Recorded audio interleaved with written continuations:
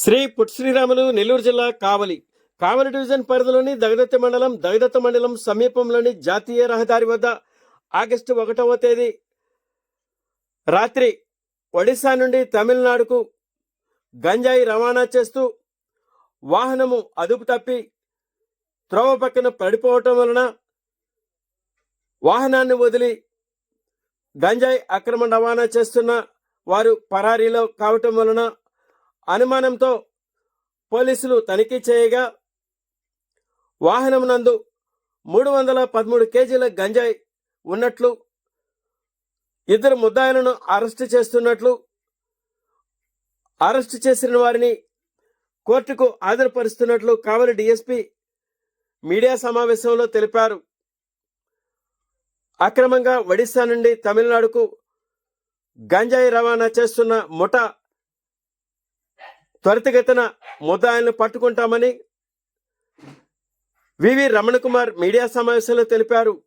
పై media సమావేశంలో rural CI Shivashankar, Dagadarthi SI, Allur SI, Bitragunta SI పాల్గొన్నారు.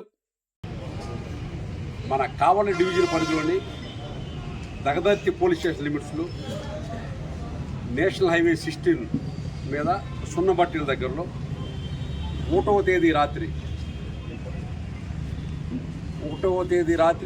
సుమారు 11:30-12 గంటల సమయంలో ఒక చిన్న యాక్సిడెంట్ జరిగింది. ఏంటంటే దాని యొక్క సారాంశం ఏంటంటే, ఆ రోజు కొంచెం చిన్న చిరుకులు పడుతున్నాయి. వర్షం అంటే పెద్ద వర్షం కాదు, చిన్న వర్షం పడుతుందా. అదేవిధంగా అక్కడ ఏంటంటే నేషనల్ హైవే రిపేర్ల కారణంగా ఆ ట్రాఫిక్ డైవర్షన్ చేసి అప్ అండ్ డౌన్ కూడా ఒకవైపు నుంచే నడుస్తుంది అక్కడ.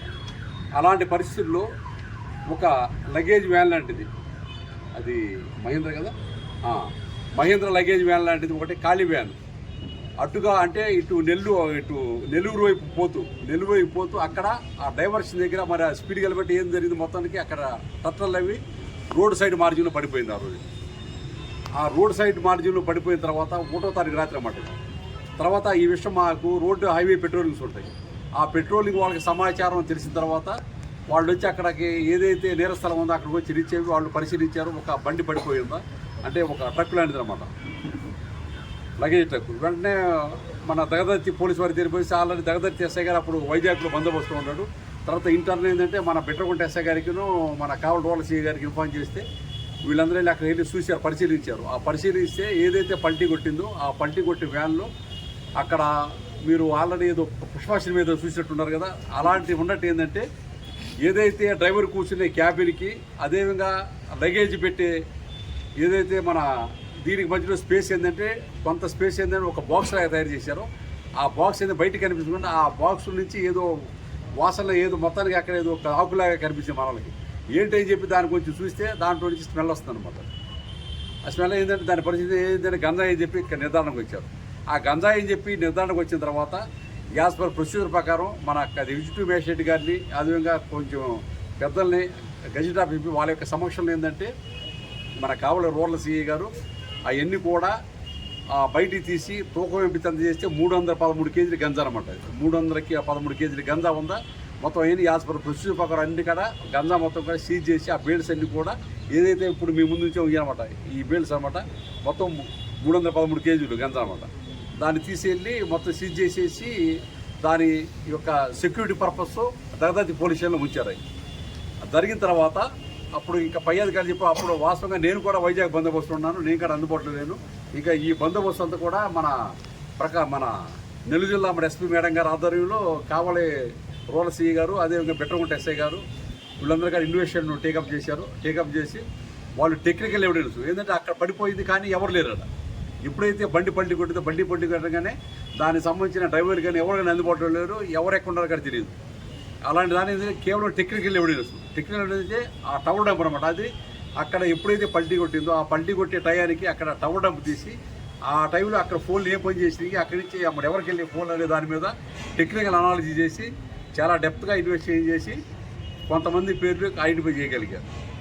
కొంతమంది ఐడెంటిఫై అంటే వాళ్ళు ఏంటంటే జైపాల్ అనే ఇతను ఏంటంటే తమిళనాడులో మదురైలో ఉంటాడు. అదేవిధంగా సౌభాగ్యరాజన పాత్ర ఇతను ఏంటంటే వరిసాలో ఉంటాడు. తర్వాత నూతన మాలి అనే ఇతను కూడా వరిసాలో ఉంటాడు. తర్వాత ఎంసీ అనే ఇతను ఒక మెడ్రాస్లో ఉంటాడు. తర్వాత జోగి మొండోలకి ఇతను కూడా వర్షాలు ఉంటాడు. వీళ్ళు ఏంటంటే టెక్నికల్ అనాలిసిస్లో వీళ్ళ యొక్క అడ్రస్ బయటపడ్డాయి. అంటే వీళ్ళు అసలు ఎక్కడ వచ్చేదారిలో వీళ్ళు ఎక్కడ టోల్ గేట్లు ఎక్కడన్నా ఈ నంబర్ గల అది అంటే వాస్తవంగా ఏంటంటే వాళ్ళు అక్కడికాడ వాళ్ళు టెక్నిక్ వాడారన్నమాట. ఆ నంబర్ ప్లేట్ ఏమో వర్షాకు సంబంధించింది, దాని చాసిస్ బాడీ నెంబర్ పెట్టామో అది తమిళనాడు.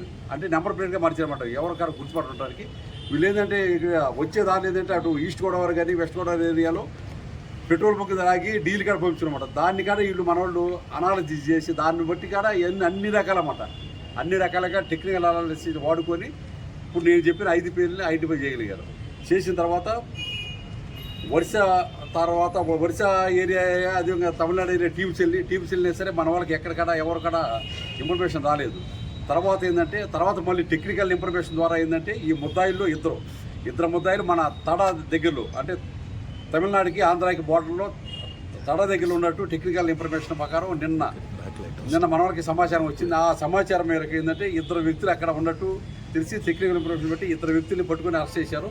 వాళ్ళ పేర్లు ఏంటంటే జైపాల్ అనే అతను ఇతను మధురైలో ఉంటాడు. అదేవిధంగా ఇంకో అతను సౌభాగ్యరాజ్ అన్న పాత్ర, ఇతను ఏమో వర్షాలు ఉంటాడు. వీళ్ళ యొక్క పాత్ర ఏంటంటే దీంట్లో వీళ్ళ పాత్ర ఏంటంటే సౌభాగ్యరాజ్ అనే అతను ఆ రోజు ఈ వాహనం పల్టీ కొట్టి డ్రైవర్ ఇతను సెకండ్ డ్రైవర్గా ఉన్నాడు.